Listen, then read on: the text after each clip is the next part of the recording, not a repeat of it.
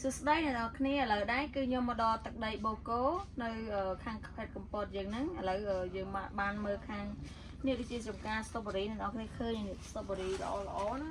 ខ្មែរយើងក៏អាចធ្វើបានដែរដល់គឺឃើញនេះឃើញអត់អើយហៅបាញ់យ៉ាដល់គឺឃើញខ្មែរល្អណាស់ឃើញទេហើយអ្នកនរគ្នាគឺតម្រាមពេកអត់ឲ្យយើងបេះប៉ះពាល់ទេព្រោះសារតែវាអាចខូចឬស្អីបរិស័ទគេចំណាយពេលយូរអូកុំភ្លេចបំរាមមួយទៀតថោងស្អីអូយអ្នកនរគ្នានេះល្អណាស់ភ្លុះហ៎ទឹកផោកគេនឹងមិញតែអ្នកនរគ្នាដាក់ខ្លាយបាទខ្ញុំនិយាយថាចាអ្នកនរគ្នារិះសាអីដាវបដាលេទឹកមាត់បដាបាទអត់ហ៊ានបេះទេព្រោះសាគេដាក់បំរាមអីអូ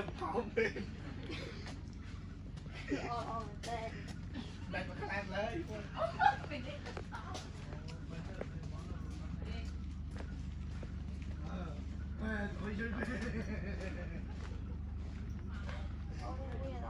ះ